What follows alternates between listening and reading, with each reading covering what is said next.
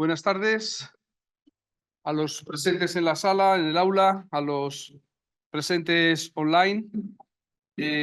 Vamos a proceder a llevar a cabo la conferencia de clausura de esta quinta edición del curso de alta especialización en el impuesto sobre el valor añadido.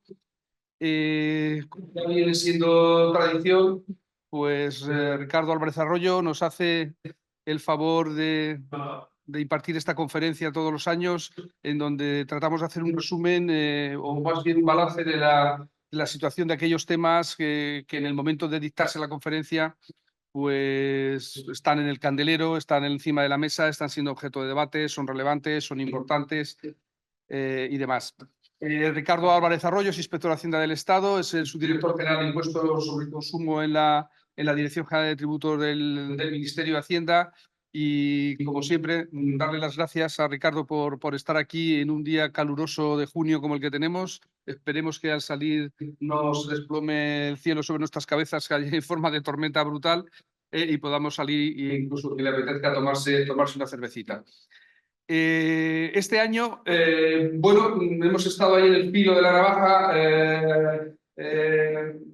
para ver si podíamos dar ya una información un poco más definitiva sobre el gran tema de objeto de debate durante prácticamente desde el último año, 2023-2024, como es la última gran propuesta de reforma de reforma del impuesto sobre el añadido lanzada por la Comisión Europea, conocida como por el acrónimo en inglés, el proyecto VIDA, el IVA en la era digital, ¿no?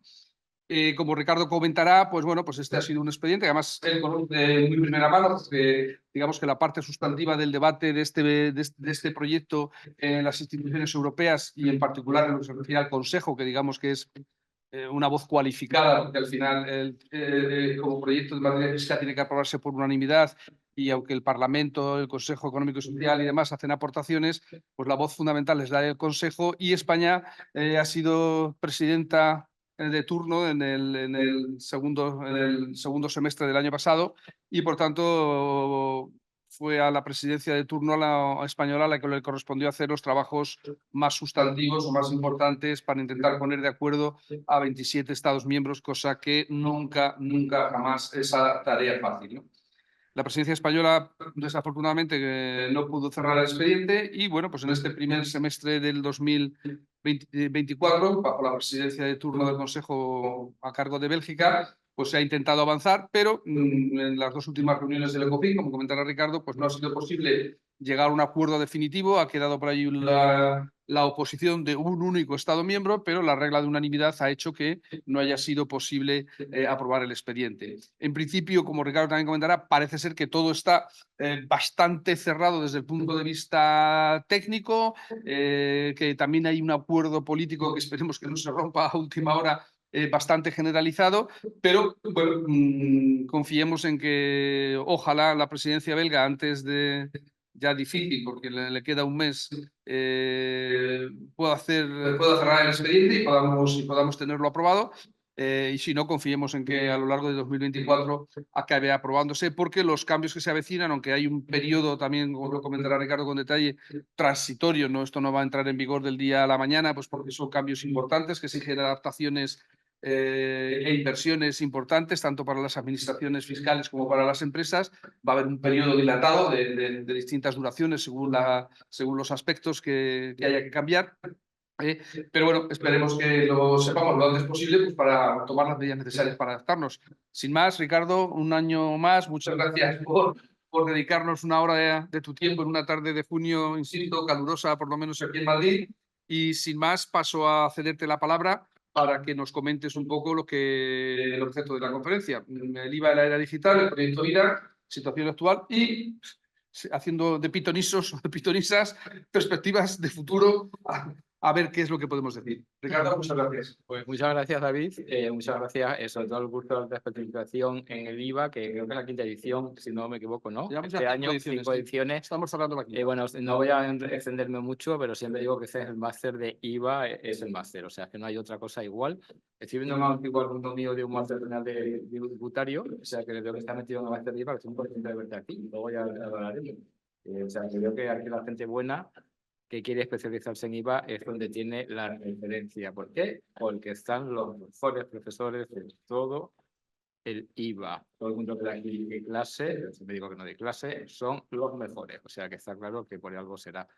Y nada, tampoco quería quitar mucho tiempo de introducción. Pues empezamos con lo de vida, como bien ha dicho David, que es un proyecto muy importante. Todas las bases del futuro del IVA que vamos a tener en los próximos años, no digo en el largo plazo, pero en el corto o medio plazo, se vislumbran ya en el proyecto Vida. Algunas cosas más, otras cosas menos se van a aprobar. Pero básicamente, todo lo que vamos a decir pues, supone una... yo soy un poco torpe, pero lo conseguiremos. Ahora está, ¿no? Ahora nos hemos ido. A ver si estamos compartiendo. Pero bueno, pues ya tenemos, mientras lo arregla David, sigo contando, bueno, como él decía, no tenemos tenido un acuerdo político porque es necesario tener unanimidad. Prácticamente todas las partes del paquete, todo lo que voy a contar, básicamente está técnicamente aprobado, o sea, lo que vamos a hablar se podría considerar que va a ser lo que finalmente se apruebe cuando se llegue al consenso. La parte de plataformas, la parte de, sobre todo, cómo interviene la plataforma, los servicios de transporte a pasajeros de corta duración, plataformas de alojamiento turístico, es la única parte que debería quedar todavía alguna pequeña modificación, porque no hay consenso. Hay un Estado miembro, Estonia, que no quiere firmarlo, básicamente porque está protegiendo a una empresa que tiene su sede en Estonia. Estonia tiene 1,5 millones de habitantes. Si se quiere especializar en el ámbito de las plataformas digitales, también es una especie de Nueva Irlanda. Y bueno, cada uno defiende sus intereses. Es la pena de la Unión Europea, que hay que defender los intereses nacionales y los intereses comunitarios a la vez, con lo cual es complicado y tenemos unanimidad, que es lo que tenemos. O sea, no pasa nada. Bueno, ahora ya parece que sí va. Hay 3 partes importantes del paquete que las vamos a ir comentando. Ya va, o sea, perfecto. El Digital Reporting Requirements, el DRR, lo ponemos en inglés, que de alguna forma es algo tan sencillo como un suministro inmediato de información para operaciones intercomunitarias. Nosotros tenemos 2 diseños de información, que es un poquito lo que se puso en base para este desarrollo del Digital Reporting Requirements.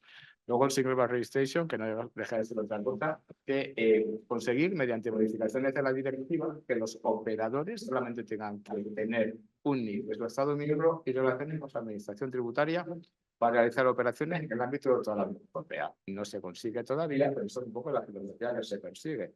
Tu administración de cabecera va a ser con la que tú vas a relacionar y con eso vas a poder hacer operaciones sujetas o que se graben o se liquiden en toda la Unión Europea. Y luego de la plataforma economía de las plataformas, aquí muy sencillito, solamente abordamos dos sistemas, que sería lo de las ventas, alojamientos turísticos de corta duración a través de plataformas y el transporte de pasajeros de plataformas. 2 sectores muy concretos de la economía de las plataformas, pero bueno, con muchísima relevancia en todos los Estados miembros y que actualmente generalmente no están grabados. Pero si quieres preguntar algo sobre la intervención, como vamos a ir viendo cosas diferentes, a vuestra disposición, encantado. El DRR es el Digital Reporting Requirements. Bueno, esto simplemente tenemos como diferentes, estos son los 4 puntos que se verían, lo que es el sistema de DRR en sí mismo, la factura electrónica, el Central BI, es un nuevo sistema que tenemos para conectar toda la información que vamos a crear, y luego lo que llamaríamos los CRR nacionales, que sería como nuestro suministro inmediato de información. Todo esto se trata en el paquete y se ha llegado a un acuerdo. Ahora, cuando ha pasado algo ahí y ya no. Bueno, ¿sí? Déjame ver si te hago yo. Bueno, en definitiva, la primera parte, como digo, es muy sencilla. ¿Sabéis que habíamos intentado reformar, perfecto, el régimen de operaciones intracomunitarias para evitar el fraude carrusel? El problema del IVA actual, ¿cuál es? Fraude carrusel en operaciones intracomunitarias. Ese es el principal problema que tenemos actualmente en el IVA. En España quizás sea menor, pero es un problema comunitario muy importante. Pues lo que se trata de alguna forma con esta parte, el régimen definitivo de operaciones intracomunitarias que hemos abandonado con tributación en destino, perdón, lo dejamos tal y como está, ante las intercomunitarias, intracomunitarias, también prestaciones de servicios con inversión de un sujeto pasivo en servicios transfronterizos, pero establecemos un suministro de información en tiempo prácticamente real. hay que suministrar información sobre estas operaciones de los sujetos pasivos en tiempo prácticamente real. Y entonces, pues sería un poco, vale, perfecto. Bueno, voy a poner un poco para que os hagáis un poco la idea de cómo se va a implementar esto, si se produce la directiva mañana mismo, o probablemente esto si tenemos suerte se aprobará a finales de año, se publicará a finales de año, si se aprueba en el segundo semestre. Pues desde la fecha de aprobación de la directiva ya se establece que los Estados miembros pueden establecer sistemas de facturación electrónico obligatorios sin necesidad de aceptación por el destinatario en las condiciones que establezcan sin necesidad de pedir una derogación, una excepción de la directiva. En España tenemos un proyecto ahora mismo, ley Crea y Crece, que va a establecer la facturación electrónica obligatoria, con lo cual esto sería muy importante para nosotros porque nos eximiría de pedir la autorización. En cualquier caso, lo que sí está claro que como no se sabe cómo va, como no se sabe cómo va a salir el paquete, pues en principio lo que seguimos con la derogación ahora mismo, seguimos negociándola, pero a lo mejor ya no iba a hacer falta. Vale. Desde el 1 de julio de 2030, primera cosa y primera novedad. A partir de ahora las cosas no van a entrar en vigor el 1 de enero, sino el 1 de julio. La mayoría de los Estados miembros han dicho que el 1 de julio les gusta más. Luego se van de vacaciones contentos y felices ya de haber metido la notificación normativa en su boletín. Bueno, en definitiva, nosotros siempre preferimos 1 de enero, pero bueno, ahora 1 de julio de 2030, ahí empieza lo molar de esa parte del paquete. El DRR, el suministro de autoinformación, para operaciones intracomunitarias, operaciones intracomunitarias y servicios con inversión del sujeto pasivo, servicios transfronterizos, en los que básicamente se hará operación por operación. El sujeto pasivo incluirá la información que actualmente se encuentra en la declaración recapitulativa de operaciones intracomunitarias, con lo cual simplemente esa declaración recapitulativa desaparece y eso es lo que de alguna forma tenemos que suministrar. Se establece una obligación adicional de suministro de los datos bancarios en los que quieres que te paguen la factura. Esto no tiene nada que ver, que es lo contrario de lo que vamos a establecer en España en la ley Crea y Crece, que lo que tiene que poner el destinatario son los estados de pago de las facturas que recibe. Entonces, es la obligación comunitaria en 2030, nosotros no nos vamos a anticipar, pero con una obligación que va, por decirlo así, en el otro sentido. Bueno, todo muy sencillo, o sea que al final es como la declaración recapitulativa de operaciones intracomunitarias, pero efectuada a través de una declaración que hacen de estos registros de facturación en el que se encuentra la información de las operaciones que van ahora a la declaración recapitulativa de operaciones intracomunitarias.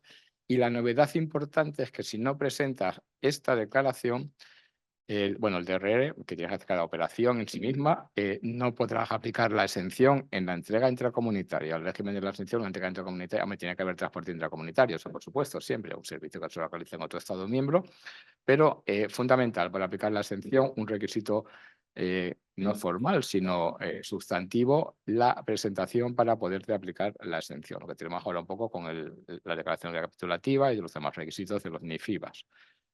Esa información será transmitida, se basará, eso es lo importante, aquí se conecta con la factura electrónica. La factura electrónica ha sido bastante complicado llegar a un acuerdo a nivel comunitario, con lo cual en principio es una pequeña trampa, porque la factura electrónica solo se va a exigir en la parte de la expedición o documentación de una operación que tiene que ir al DRR.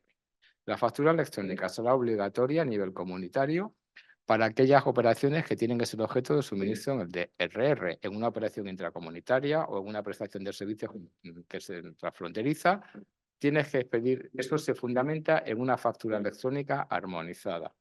Para las demás operaciones, los Estados miembros siguen siendo libres de hacer lo que quieran, pero para esas operaciones no.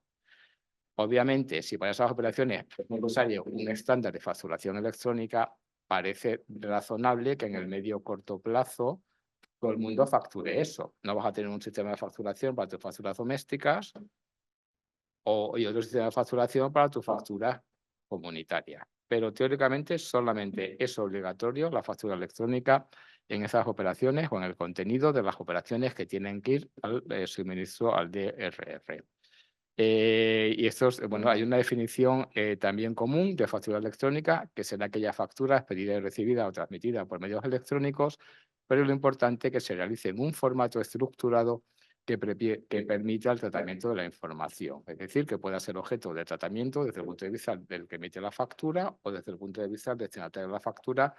Pues el formato electrónico estructurado es el que permite, los que tengáis más conocimientos informáticos, que esa factura automáticamente se pueda trasladar a los sistemas informáticos del emisor y del receptor de la factura. Entiendo que por ahí va un poco la exigencia, y como deberá abarcar como mínimo la información estructurada, la parte que tiene que ser objeto del DRR. Es que me lío, cada vez que lo hago me lío.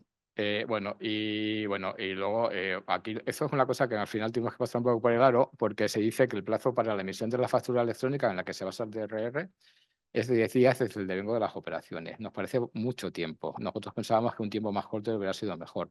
Esto es realmente porque se hace porque tienes que emitir factura electrónica con la información del DRR, y eso tienes que ponerlo en conocimiento de tu administración tributaria, y tu administración tributaria lo tiene que transmitir a una base común, que es un nuevo sistema BIES.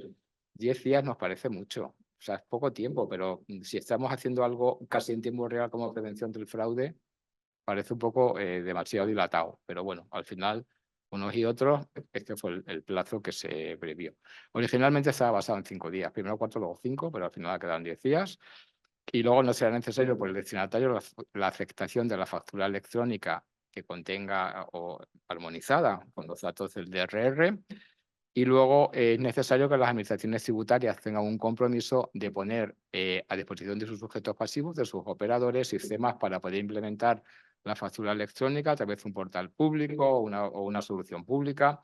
Siempre a juicio de que también puedan autorizar soluciones privadas, pero todo tiene que converger, todo tiene, por decirlo así, que estar como armonizado o ser interoperativo. O sea, que tú puedes hacer lo que quieras, pero siempre todo lo que va al DRR y todo lo que va en este servicio de información comunitario, eso armonizado. Como mínimo, hagas lo que hagas, siempre tiene que ser posible que tú lo implementes de esta forma.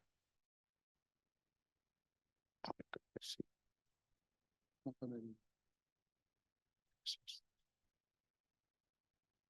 No, es simplemente, bueno.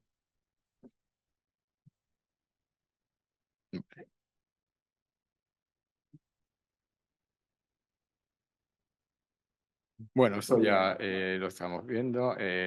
Bueno, eso lo es importante desde el punto de vista técnico, aunque a lo mejor es para nosotros menos interesante. Hay una especie de sintaxis europea que es en la que va a ser el formato de facturación electrónica armonizado, que es una sintaxis que os pongo aquí un poco cumplir con el formato europeo sobre una decisión, una decisión comunitaria que está basado en lo que se conoce como la facturación B2G, que es la que se utiliza para las administraciones públicas, que ya está armonizado.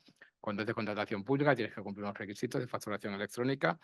De alguna forma es el estándar, y ese es el estándar que vamos a establecer en España en la ley Crea y Crece, con lo cual lo que tengamos en la ley Crea y Crece en España va a ser lo mismo que se va a aplicar en el futuro en esta factura electrónica.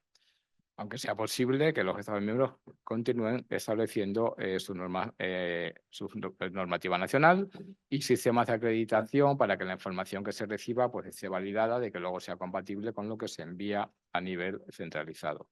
Y ya es que no me atrevo ni a tocarlo. Vale. Bueno, simplemente yo creo que con esta parte yo creo que ya lo tenemos más o menos. Lo que os quería comentar, que esto es compatible con Crea y Crece, que es lo más interesante para nosotros. Crea y Crece, sabéis que está pendiente de aprobación del reglamento. El reglamento no se ha publicado todavía y de este reglamento se establecen unos plazos para la implementación de las operaciones de Crea y Crece, facturación electrónica en operaciones B2B. Probablemente se va a retrasar un poquito la cosa. Yo creo que hasta 2026 no vamos a tener obligaciones, os lo digo. No, antes va a ser imposible. O sea que como muy pronto, en enero de 2026, calculo yo que sería aplicación. Y todo lo que vamos a hacer en Crea y Crece va a ser compatible, o mejor, lo que se ha aprobado en la directiva va a ser compatible con Crea y Crece, porque Crea y Crece empieza antes. Con lo cual, para los operadores españoles, pues estupendo, porque ya lo tenemos hecho, el trabajito antes, y no tenemos que hacer 12 desembolsos informáticos. Ya lo tenemos primero y lo vamos a tener en el futuro. Nada, continuamos, David, si te parece. Muchas gracias. Bueno, eso es una cosa que está un poco en el aire todavía, cómo se va a implementar. Se establece la posibilidad de que los Estados miembros opcionalmente pongan como un requisito también sustantivo para la deducción que la factura que se haya emitido la factura electrónica. Lo está comprobando, porque la otra vez no me pilló David, como siempre David siempre me pilla, siempre es sin saber la pregunta que me pilla. Pues bueno, yo digo la experiencia, pero eso está genial, porque así me motiva. Que esto quiero decir que solamente va a ser para las operaciones del DRR. Ahí se puede condicionar el derecho a la elección en el caso de que no emita factura electrónica, que es un arma bastante poderosa. Y aparte no puedes estar luego con el tribunal diciendo que si es un requisito formal, que si pito, que si flauta. Lo dice la directiva y tú puedes optar. Bueno, ya veremos por dónde salimos, pero teóricamente esto se metió, esto no estaba en la negociación española del proceso, no, que prácticamente todo lo que estoy contando es como lo dejamos nosotros, no es para hacernos aquí y tal, pero fue así. Pero esto sí lo han metido los belgas, ¿eh? Esto es una cosa de última hora nueva, interesante. Y luego el vía central pues simplemente es un repositorio de toda la información, esa que estamos diciendo, que cada Administración Tributaria Nacional va a mandar a un sistema vía centralizado que estará bajo el auspicio de la Comisión Europea, que va a ser la que lo mantenga y la que de alguna forma tenga encargado la supervisión del modelo y su mantenimiento y funcionamiento, pero la información va a pertenecer a los Estados miembros y el objetivo es que toda esta información se procese de forma centralizada.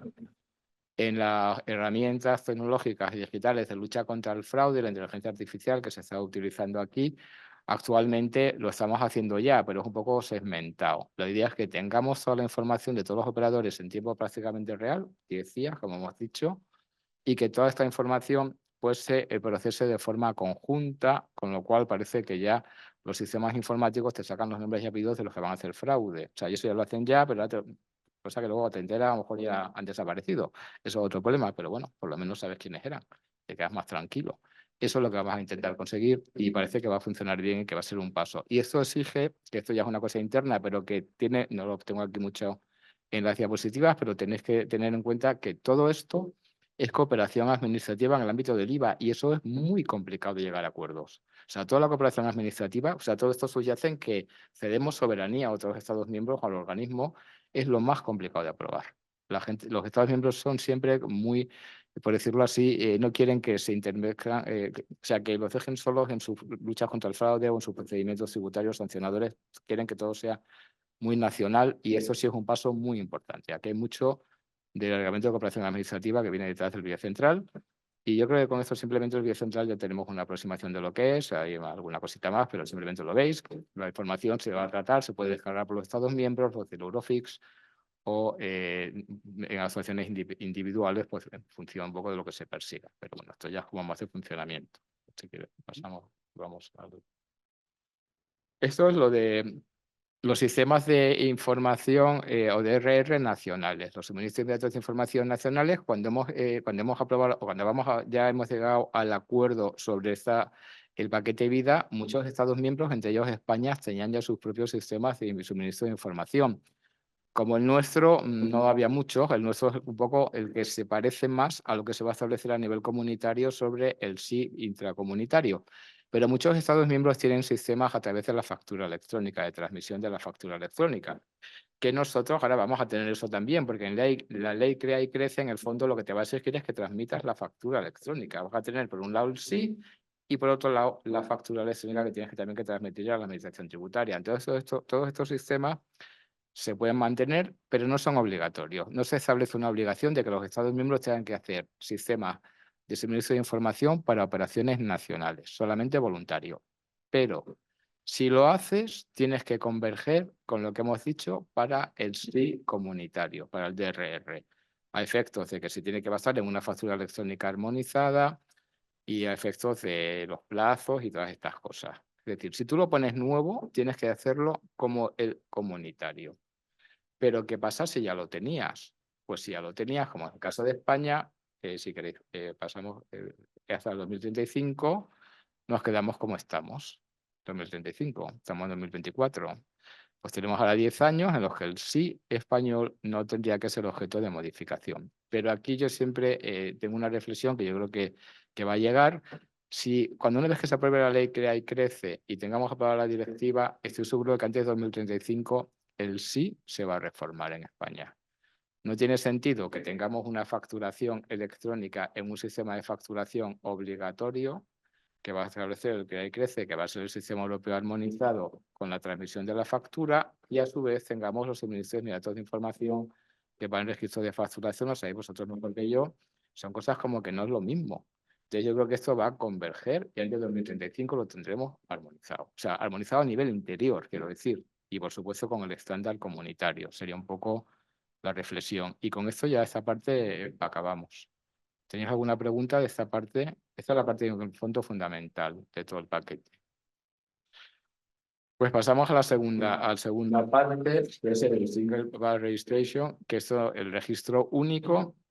Aquí se meten muchas cosas. Esta es la parte más técnica, que se meten como muchas medidas técnicas que son interesantes de mejora de lo que tenemos actualmente, aunque la teoría o la filosofía fundamental sería conseguir que los operadores, como dije al principio, no tengan que registrarse más que en un Estado miembro y todas sus relaciones tributarias fueran con su Estado miembro de establecimiento o de donde tenga su sede de actividad, independientemente de que tuviera establecimientos permanentes en otros Estados miembros o que desarrollase una actividad con o sin establecimiento permanente en el ámbito de la Unión Europea en su conjunto.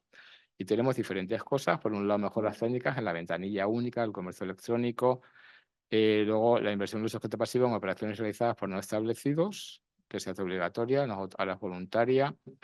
El nuevo módulo de transferencia de bienes propios, de los transfer y operaciones asociadas a las adquisiciones intracomunitarias de bienes, todo esto se reforma y va a ser una especie como de módulo informativo. Y luego la reforma del régimen de importación, del régimen de ventanilla única IOS. Eso sería un poco tal. Bueno, eso yo creo que ya lo he contado, eso es un poco lo que es como la introducción que acabo de hacer, si lo pasamos, si te parece.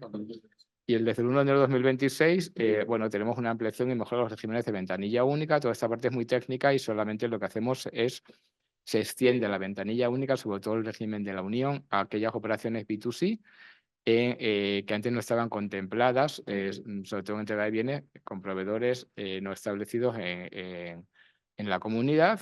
Ahora, todas las operaciones que un proveedor no establecido en la comunidad haga un consumidor final, va a poder declararlas siempre a través del sistema de ventanilla única. Se me está ocurriendo pues, bienes objeto de instalación y montaje, cosas, o sea, cosas que quedaban ahí un poquito como difusas y tal. Todo lo que faltaba se mete con entrega de bienes inmuebles. Un no establecido vende un inmueble, tal, a un consumidor final, tiene IVA, o sea, el promotor es un poco raro. O sea, todas son cosas como raras, pero imaginaros que pudiera ser posible, podría ingresarlo a través de la ventanilla única. Sería un poco esta ampliación. Y luego, lo que sí os digo, el paquete original de la comisión, si alguno tuviese ocasión de analizarlo, que entiendo que sí, la figura del GIN Supplier, el proveedor asimilado, que en el fondo son las plataformas que intervienen en las operaciones comerciales sujetas a IVA.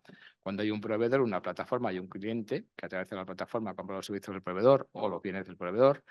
La propuesta original de la comisión era súper amplia. El DIN Supplier, la plataforma, se convertía en sujeto pasivo de todas las operaciones, incluido operaciones internas. La propuesta original, un proveedor español, a través de una plataforma, vendía un bien a un cliente final situado en España y se localizaba en España todo, se vio una plataforma, era la plataforma el sujeto pasivo. Desapareció la obligación del proveedor. Y eso se extendía hacia el infinito. Si eso era con una operación intracomunitaria, el que tenía que declarar la operación intracomunitaria era la plataforma. Yo, proveedor, vendo una plataforma, la plataforma, pero mi cliente está en otro Estado miembro y es un empresario. Como va a comprar a través de la plataforma, esta entrega intracomunitaria ya no la hago yo, la hace la plataforma y ella es la encargada. O sea, esto era lo que originalmente se pretendía. Los Estados miembros pues, nos pareció un poquito fuerte, la verdad. Dijimos, vamos a ver un poquito cómo funciona el tema y luego ya lo extendemos, porque ahora de primer golpe parece un poquito muy revolucionario. Entonces ya se encomienda a la Comisión que en el 2027 haga un estudio sobre la implementación de esto mucho más allá. Y estoy seguro que en el futuro va a ser así. Las plataformas van a ser los que realmente van a ser la parte fundamental de la gestión y la liquidación de muchas operaciones de IVA, de todas en las que intervengan, que acabará siendo hasta obligatorio. Bueno, eso son buenas y malas noticias. Buenas noticias porque tenemos menos sujetos pasivos, pero son más poderosos. Va a pasar un poco como impuestos especiales de alguna forma, ¿no? En muchas operaciones, pero bueno, yo creo que va a ir por ahí. Bueno, esas son operaciones ya de conservación de registros o tal, y aspectos técnicos, el umbral de los 10.000 euros, yo creo que esto no tiene mucha trascendencia, lo pasamos, sí. Sí, bueno, es una cosa muy residual, no tiene importancia. Esto sí es importante. Nosotros tenemos la inversión de sujeto pasivo como una opción de la directiva, las operaciones realizadas por no establecidos, cuando el destinatario es un empresario, no tiene por qué estar establecido, simplemente que el destinatario es un empresario, hay excepciones, aplicamos la inversión del sujeto pasivo. Esa opción ahora se convierte en obligatoria para todos los Estados miembros, pero se hace de una forma diferente. Va a ser cuando el empresario que hace la operación no está ni establecido ni registrado en el Estado miembro, va a haber inversión de sujeto pasivo obligatoria siempre que el destinatario sea un empresario registrado en ese Estado miembro. Esto a nosotros nos hace modificar la ley. Lo que tenemos ahora mismo nosotros es más. Nosotros tenemos no establecido y punto, y ya aplicas la inversión. Se ha permitido, que solo metimos una cuña que metimos ahí nosotros, o sea que dejemos lo que tenemos ya más, queremos mantener lo que tenemos más, pero sí hay que hacer algún ajuste técnico, porque ahora lo importante es que no esté ni registrado ni establecido para inversión obligatoria. Ahí no sería opcional, para el Estado miembro sería obligatoria. Y bueno, esto yo creo que es un paso adelante. Es un paso adelante para nosotros, quizás en España no tanto, pero a nivel comunitario, el régimen de inversión del sujeto pasivo, que antes lo teníamos solamente para servicios transfronterizos, con bueno, los típicos servicios de localización B2B regla general, pues se va a generalizar. Se va a generalizar y esto yo creo que es una cosa muy interesante y aquí sí hay una reducción importante de la necesidad de registrarte en otro Estado miembro, o sea, dentro de la filosofía de un único NIF para cumplimentar todas tus operaciones en el ámbito comunitario. Bueno, esto es una cosa muy interesante, el módulo de transferencia de bienes propios, que simplemente otro de los aspectos en los que se exige siempre una relación con otra administración tributaria es cuando haces un transfer y una operación asimilada a una adquisición intracomunitaria de bienes. Necesariamente vas a tener que solicitar un NIF-IBAN en el Estado miembro donde llega tu mercancía para declarar exento el transfer y para liquidar allí la operación asimilada a la adquisición intracomunitaria de bienes. Pues para evitar eso, que es otro de los motivos que queremos evitar esa doble tributación, esa doble exigencia de carga administrativa, metemos en el módulo de ventanilla única, o sea, en el sistema de ventanilla única, en el de la Unión, metemos un módulo informativo. Es una declaración como de ventanilla única, pero sin ingresos, solamente informativa. Y tú informas de los transfer que vas a hacer y dónde llega la mercancía a otro Estado miembro.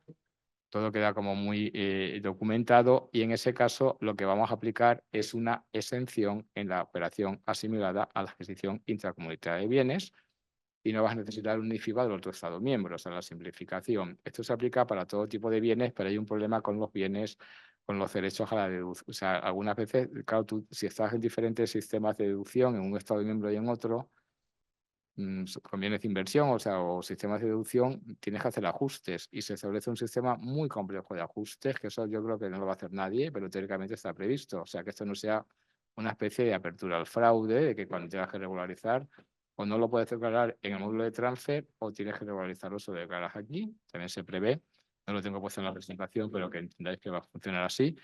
Pero en la mayoría de los casos, cuando son operaciones, cuando hay deducción en los dos lados, tú mandas la mercancía y te olvidas de la operación asimilada, porque simplemente con esto ya el otro va a ser todo una formalidad que haces en tu propio Estado miembro de envío de la mercancía. Sí, está amable, David. Bueno, esto también es muy interesante.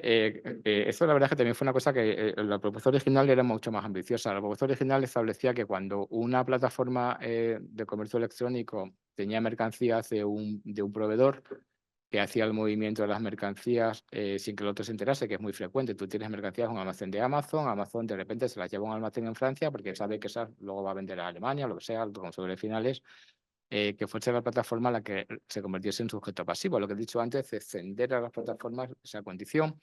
Como eso se abandonó, seguíamos teniendo ese problema, el problema de que si tú eres un empresario español que la plataforma te manda la mercancía a Francia y luego en Francia haces una entrega en Francia, no es una venta a distancia de bienes intercomunitaria de bienes, tienes que declararlo como una entrega de bienes en Francia y tú no lo sabes, es un lío. Entonces se establece una obligación para que las plataformas que hacen eso por cuenta de sus clientes, que son los proveedores, les informen en tiempo prácticamente real de los movimientos. Tienen obligación de informar de los movimientos porque el que tiene que comunicar el transfer en el módulo de transfer va a ser el proveedor. Aquí esto queda un poquito así, en fin. Claro, porque también se estuvo barajando la posibilidad de que fuera directamente la plataforma la que comunicase ese módulo de transfer, pero como se abandonó la plataforma en primera, esto al final llegará, pero de momento no ha llegado.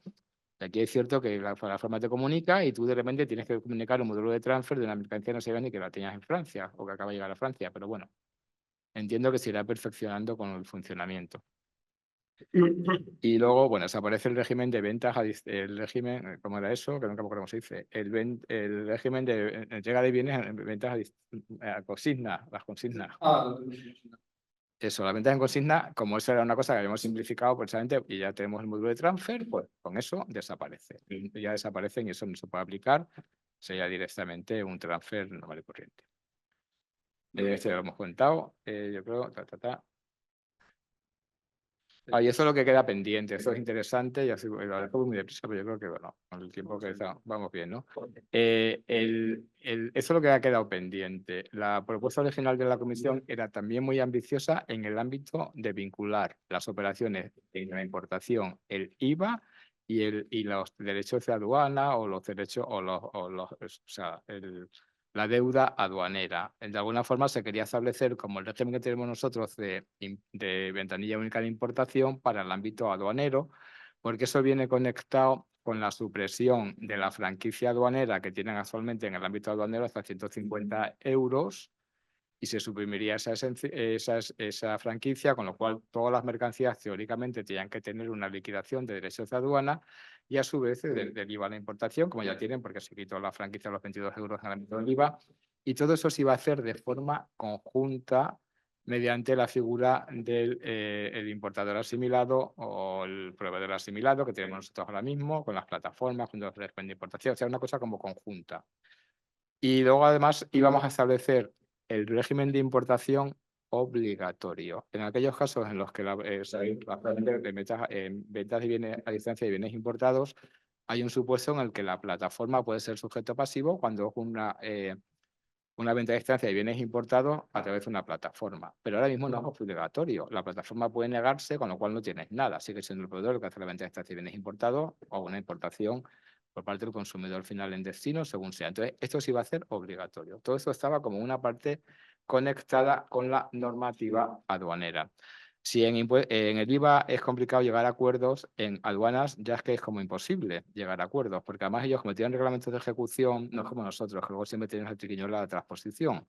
Ellos es directamente aplicable el reglamento de ejecución, el Código Aduanero de la Unión, y eso es muy lento y muy complicado. Entonces, esto está, desde el punto de vista aduanero, todavía muy verde. Algunos Estados miembros lo quieren, otros no. Luego hay cosas que se me escapan. Veo que está aquí Belén, por ejemplo, que es súper técnica, solo sabe más que yo, de los, ¿cómo se llaman estos? Los centralizados, los impuestos centralizados. Eso también iba a meterse en el IVA un poco y tal. O sea, está todo como mezclado. Pero vamos, nosotros, como de eso nos enterábamos poco en el grupo, dijimos, no, entonces al final lo que se dijo fue que hasta que no se aprobase la parte aduanera, no tenía mucho sentido discutir esto desde el punto de vista del paquete vida. Entonces, no es que se haya excluido, simplemente se ha quedado suspendido. Se ha quedado fuera de la negociación esa parte que se retomará próximamente. De hecho, esto os lo digo, los húngaros, que es la presidencia entrante, han dicho que no tienen intención de abrir el debate técnico de vida, a pesar de la oposición de un Estado miembro, que teóricamente no está aprobado. Tenemos que seguir discutiéndolo, pero ya tenemos todo discutido. Entonces, que no van a seguir con eso de momento, y lo único que van a dedicarse ellos durante la presidencia, desde el punto de vista de imposición indirecta de IVA, va a ser a esta parte aduanera. Lo cual tampoco tiene mucho sentido.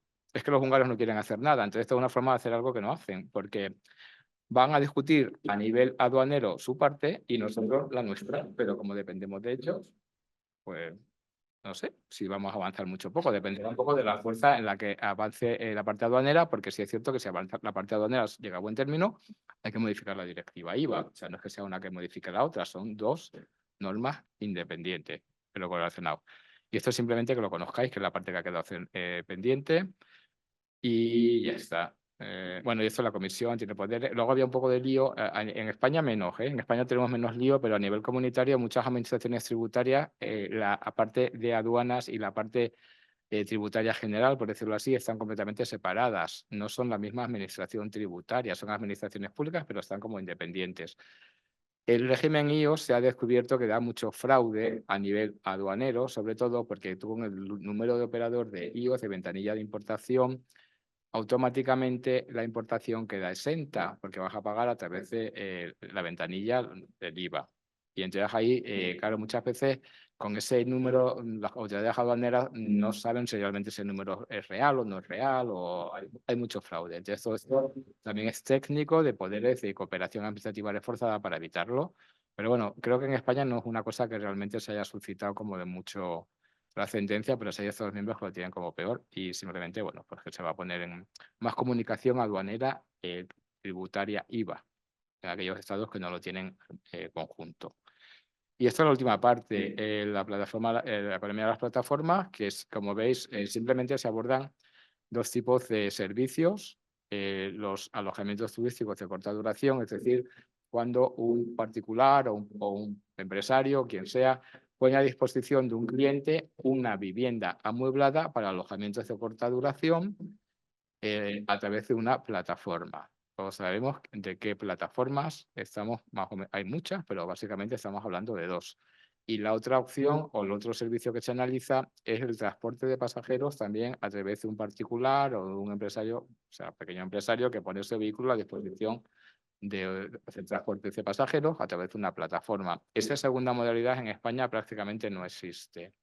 En España tenemos el sector del transporte de pasajeros tipo Uber, Cabify, Bolt y todo esto, un sistema que no es un sistema tradicional como empezó, que eras tú, que por las tardes pues, vas a llegar un poquito de sobresueldo, te pones con tu coche a hacer servicios. Eso aquí no existe. Aquí la gente está profesional. O sea, a lo mejor son falsos autónomos, o no son autónomos, lo que sea, pero están profesionalizados. Pero en Europa no tanto. Entonces, eso es un poco lo que se trataba de aplicar. Aquí es donde tenemos la parte fundamental de oposición de Estonia, de un Estado miembro, precisamente por los transportes de pasajeros. Ellos quieren que quede fuera de la regulación armonizada. Eso es así. Bueno, entonces aquí simplemente tenemos diferentes cosas. Sobre todo vamos a fijarnos en lo que son los alojamientos de corta estancia, los alojamientos turísticos, que convertimos a la plataforma en el proveedor asimilado. En determinadas condiciones, la plataforma va a ser la que te va a tener que pagar el IVA, o sea, ingresar el IVA, porque tiene el IVA en su caso, de un alojamiento turístico de corta duración cuando el Estado miembro lo asimile a una estancia hotelera sujeta a IVA. Actualmente está exento. En estos casos, luego veremos que es muy flexible, que eso es esta parte fue muy complicada, había muchas divergencias en las posiciones de los Estados miembros y es un acuerdo muy amplio, muy flexible, cada uno puede hacer lo que le dé la gana, cada uno hace lo que quiere, pero tenemos una regla común.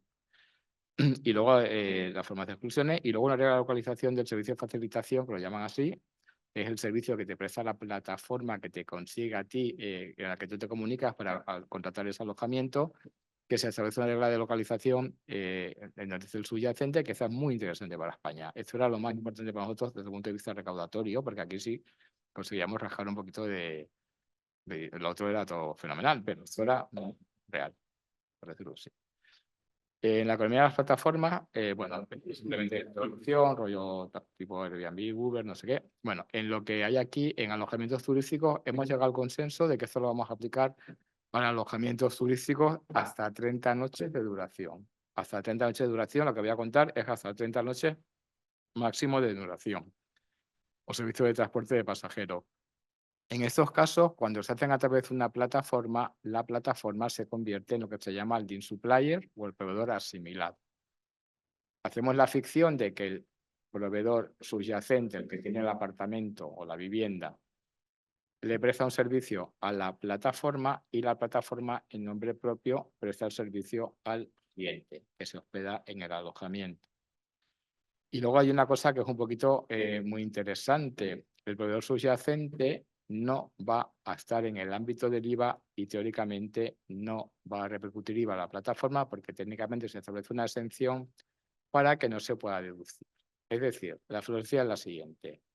Si tú alquilas un apartamento a través de una plataforma y el Estado miembro decide que esos arrendamientos o alojamientos hasta 30 noches lleven IVA equiparable al sector hotelero, en este caso el 10% en España, la plataforma ingresa ese IVA, pero el proveedor subyacente no se puede deducir IVA. Solamente es un IVA que se ingresa, nadie se deduce nada. Eso es donde está el tema. Tienes que tener en cuenta que a nivel europeo la mayoría de los Estados miembros no consideran empresarios a los que hacen este tipo de actividad económica o los tienen en el régimen de franquicia, es decir, que en el fondo están fuera del IVA ya. En España es más complicado. Nosotros consideramos a todo el mundo arrendador, todo el mundo es empresario, aunque ellos están exentos, pero teóricamente sería así. Y ahora os digo un poco, esto sería la regla general. Lo que he dicho es la regla general. Y ahora vemos cómo se modula esta regla general. Por un lado, se le da una amplia flexibilidad a los Estados miembros para establecer las condiciones en las que un servicio de alojamiento turístico o de alojamiento de una vivienda amueblada hasta 30 noches se equipara a un sector hotelero. Ellos lo definen. Ustedes pueden definir que nunca es un sector hotelero, siempre va a estar exento. Pueden decir eso. O pueden decir, es un sector hotelero cuando se prestan los servicios complementarios propios de la industria hotelera. Espero que no, pero lo pueden decir. O se equipara a un sector hotelero en determinadas partes de mi territorio y en otras partes, que eso va a ser muy habitual. Queremos mantener exentos los alojamientos turísticos en las zonas rurales y las montañas. Y en las grandes ciudades, como hay mucha demanda habitacional o como tal, lo vamos a grabar. O sea que hay muchas opciones. Esto queda al criterio de los Estados miembros y lo pueden hacer como la mayoría de los Estados miembros van a continuar su política actual. Francia no quiere grabar nada. Francia deja todo exento y además dice, yo lo digo con razón, que es mejor no grabar que no sé que luego se deduzcan. O sea, que mejor ahí no tocarlo. Alemania lo graba todo. Como lo graba todo, ellos no quieren dejar de grabar. Entonces, claro, eso es una cosa como que luego tú al final tienes una herramienta que puedes establecer la tributación o puedes establecer que todo siga como lo tenías antes. Básicamente así. Y a su vez, es tan amable, hay otra posibilidad. Hay una exclusión del régimen del proveedor subyacente, perdón, del proveedor presunto, la plataforma, cuando el proveedor subyacente comunica a la plataforma que si el Estado miembro ha grabado el alojamiento hasta 30 noches, va a encargarse él de liquidar el IVA por su cuenta. Yo soy el titular, tengo el apartamento, le digo a la plataforma, no, yo lo alquilo contigo, pero vamos, que yo soy el que me hago cargo del IVA, con lo cual tú no tienes que ingresar nada, yo no te voy a ofrecer aquí ningún servicio exento, y en ese caso, este proveedor subyacente sí va a tener derecho a la deducción. Como cualquier otro empresario neutral, tendrá esa deducción. En la mayoría de los Estados miembros no habrá mucho problema, pero cuando los van a dejar ser empresario, es que no van a poder. Pero si un Estado miembro decide que estos pueden convertirse en empresarios, pues ellos podrían optar. Lo hago todo con la plataforma y me olvido, como hacía hasta ahora, que ya repercuta si hay que repercutir y yo sigo sin deducirme, pues lo hago yo directamente y me deduzco. Y luego también se quita ahí a los que estén en régimen de franquicia. Estos son los Estados miembros, régimen de franquicia. La mayoría de los Estados miembros tienen franquicia para pequeños arrendadores hasta 20.000, 30.000 euros que están fuera del IVA. Esos pueden mantenerse en régimen de franquicia. Y si el Estado miembro lo decide, todos esos proveedores subyacentes quedan fuera del ámbito del DIN supplier. Es decir, no hay nada de todo esto ahí. Sigue siendo un alojamiento exento, con plataforma, sin plataforma.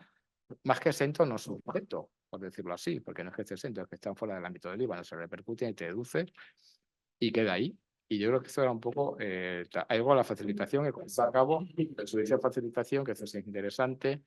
En operaciones B2C se dice que la facilitación, que es la traducción que hemos tenido literal del inglés, de los servicios que la plataforma presta al consumidor final, bueno, dice B2C, puede ser al consumidor final, cliente de un alojamiento turístico o al propietario del inmueble cuando el Estado miembro no lo considere empresario. También sería un B2C, entiendo yo.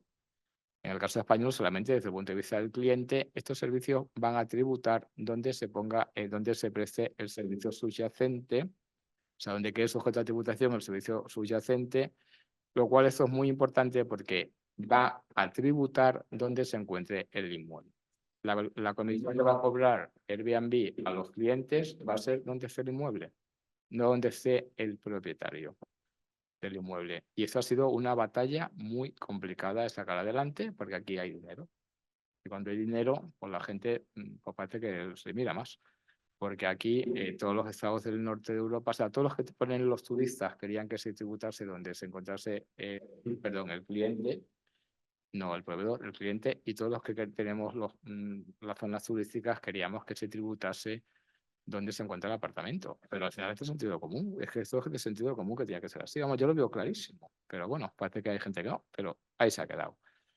Y ya poco más, yo creo que ya hemos acabado. O sea que nada, muchísimas gracias. Si tenías alguna pregunta, encantado. Muy bien, pues vamos a empezar por los presentes en la sala. Si alguien quiere hacer alguna pregunta a Ricardo, Yolanda. Sí, quería, no sé si lo he entendido bien, ¿eh? El tema de la deducibilidad del IVA que exija que haya una factura electrónica, si esa factura electrónica, o sea, si eso va a ser solo para las operaciones que se reporten en VRR. ¿Quiere decir esto que el que adquiere, que tiene que hacer inversión, a que su derecho a deducir depende de que el otro emita o no factura electrónica? ¿Está condicionado a eso? Esto está un poquito verde, también no sabemos cómo lo vamos a implementar, porque esto se ha aprobado a último momento, a nosotros nos pareció muy bien, nos pareció una cosa de control, bien. Pero la verdad, bueno, la agencia, nosotros en estas cosas, nosotros lo digo a la agencia, pero yo creo que es lo que dices tú, teóricamente, sí, o sea, tienes que tener la factura electrónica para que uno pueda aplicar la exención y el otro para que se pueda deducir la adquisición intracomunitaria o el servicio con inversión de sujeto pasivo, tendrá que tener una factura electrónica. O sea, lo que queremos disciplinar a través de esto es que todo el mundo se meta en el sistema de facturación electrónica, ni más ni menos.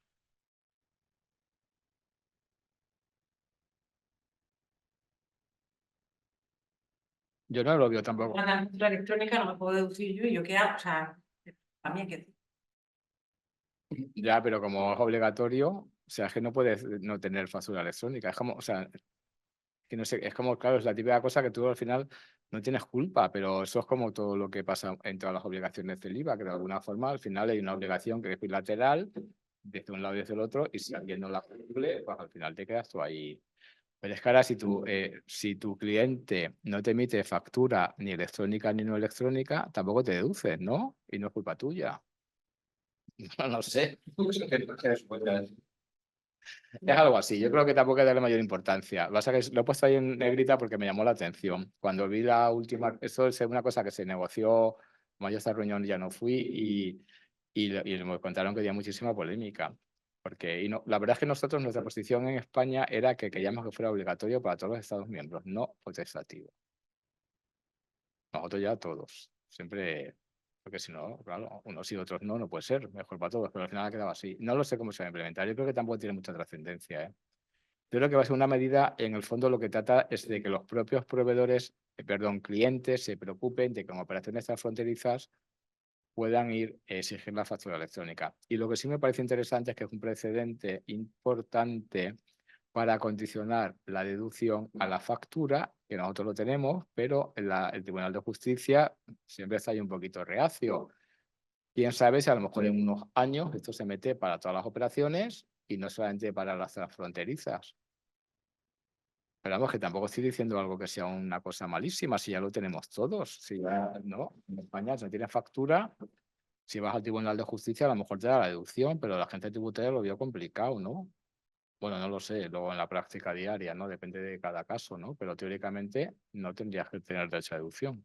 El requisito formal es fundamental. Pues una manera de apoyar la medida de la expedición de facturas a través de los destinatarios de las operaciones, que obviamente van a hacer presión a sus proveedores para que les emitan la factura, electrónica ante la posibilidad de riesgo de no poder sostener problemas en su derecho a deducir. Mucho que lo acabes ganando en función de cómo sea el texto, porque lo comentábamos en otro foro, que está excelentemente bien hecho el resumen de las líneas generales de la situación, pero si finalmente se aprueba los textos normativos, habrá que coger papel, habrá que verlos, por lo menos yo, en papel y con lápices de distintos colores, subrayar mucho, comparar textos para ver las letras pequeñas, ¿no? Porque luego los textos tienen aristas y tienen complejidades. No sé, por aquí había alguien más presente en la sala. Marta. Yo quería preguntarte respecto de la implementación del régimen de plataformas. Entiendo que en España el impacto recaudatorio en realidad será solo si la plataforma cobra comisión al consumidor, o sea, al guest, al que se aloja, al viajero, porque si cobra comisión al propietario y el propietario decide, ahí habrá inversión de expuesto pasivo, con lo cual ahí no va a haber recaudación. Bueno, dependerá, porque ahora con las nuevas reglas de si no se has establecido y registrado, a lo mejor hay que cambiar eso también. Claro, quiero decir, y salvo que cuando en el 25 implementemos el régimen de franquicia, efectivamente haya propietarios que sí se integren en el régimen de franquicias y entonces efectivamente ahí sí habrá recaudación. Bueno, es que es mucho más lío, Marta, porque nosotros consideramos que el servicio de facilitación es un servicio de mediación en la gestión de bienes inmuebles. Y eso es un servicio relacionado con bienes inmuebles. Con lo cual, nosotros, desde el punto de vista, digo nosotros España, desde el punto de vista de operaciones B2B, operaciones B2C, las estamos grabando con IVA español teóricamente. Sí. Pero con eso, nosotros ahora solo regulamos en B2C. Luego en B2B va a seguir la guerra. Puedes considerar que es un servicio electrónico o puedes considerar, como consideramos nosotros, que es un servicio de gestión de bienes inmuebles, con lo cual eso no se ha arreglado. Hemos arreglado... El pasado no se ha arreglado. No, y el futuro tampoco, porque eso está diciendo en B2C. Si tú eres una administración tributaria que considera Suecia, por ejemplo, que fue la más beligerante con los servicios electrónicos, porque no Suecia, y bueno, Irlanda, estaba Airbnb ahí. Les daba igual, pero ellos querían simplicidad. Si tú estás considerando que ese servicio es un servicio electrónico, lo que le presta la plataforma al consumidor final y lo que le presta la plataforma al propietario, y el propietario es empresario en B2B, aunque sea electrónico, tenemos una relocalización nueva para B2C, que es la que nosotros aplicamos porque decimos que es gestión inmobiliaria, pero en B2C no. Eso va a seguir abierto. Pero bueno, ya hemos conseguido la parte sustancial. Y luego, yo qué sé, si luego las plataformas pues harán lo más fácil, si ya tienen que repercutir, pues ya yo qué sé. O sea, ya veremos, pero yo creo que esto ha sido un buen paso para empezar a jugar. He visto más. Claro, es que tienes que verlo así, que no hemos regulado más que en B2C, no en B2B. Vale, ¿alguna cuestión más? Bueno, por no dejar desatendidos a los que están conectados a distancia, que se han mantenido una conexión de aproximadamente en torno a las 100 personas, en 97 más o menos he visto estable es el número de asistentes. Pues hay aquí algunas preguntas, vamos a ver estas.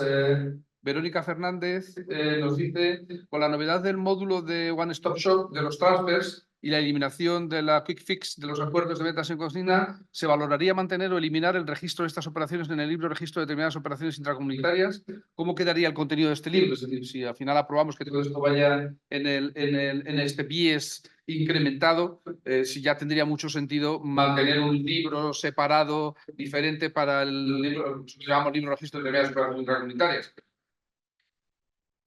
Pues la verdad es que no lo hemos visto en el grupo. Esto es un poco, tendríamos que verlo a nivel un poco, yo creo que cada Estado miembro. No tiene mucho sentido el mantenimiento del libro de registro de todas las operaciones intracomunitarias siempre que sea en el módulo de transfer, pero el módulo de transfer no es obligatorio, es una posibilidad, con lo cual tendríamos que mantenerlo de forma subsidiaria, entiendo. Y luego hay operaciones que van al libro de registro de otras operaciones intracomunitarias, como son transfer no sujetos y tal, que son un poco como más difusos, que yo creo que sí habría que mantenerlos, porque no van a estar en el módulo de transfer al ser transfer no sujeto, ¿sabes? Estos en los que hay una instrumentalización del envío de la mercancía y tal, con lo cual no lo hemos visto. Yo creo que lo que ha hecho David es muy importante. Ya es bastante complicado aprobar los paquetes por unanimidad, como para encima ponernos a debatir la letra pequeña. Entonces no lo aprobaríamos nunca. ¿Cuál es lo que tendríamos que hacer ahora? El ejercicio futuro será a través de grupos de trabajo, una vez que se apruebe el paquete, ponernos de acuerdo de la aplicación práctica de cosas que no estén claras. Y esto sería una de ellas, por ejemplo, a tratar. Pero en principio creo que sí se mantendrían, aunque fuera simplemente cuando no estás aplicando el módulo de transfer. Vale, pues bueno, ya hemos cumplido el tiempo previsto. La verdad es que el esfuerzo de síntesis, como se nota, que has tenido el segundo semestre del año pasado, tuviste que dedicar muchas horas a bucear en la letra pequeña de los expedientes, Ricardo. Bueno, pues nada, muchas gracias a todos por vuestra asistencia. Hemos llegado con 3 minutos sobrepasando el tiempo. Y bueno, pues muchas gracias a Ricardo, sobre todo en primer lugar, que te lo he dicho, y ya has quedado invitado y quedas emplazado nuevamente aquí para venir al acto de clausura, a la conferencia de clausura del próximo curso que iniciamos en el mes de octubre. Muchas gracias a los asistentes presenciales y muchas gracias a aquellos que habéis aguantado estoicamente durante esta hora viendo la conferencia a distancia. Un abrazo. Muchísimas gracias y un honor, como siempre, que me hayáis contado conmigo y pues, lo que tú quieras, David, ya sabes que siempre me tienes a tu disposición. Vale, muchas gracias.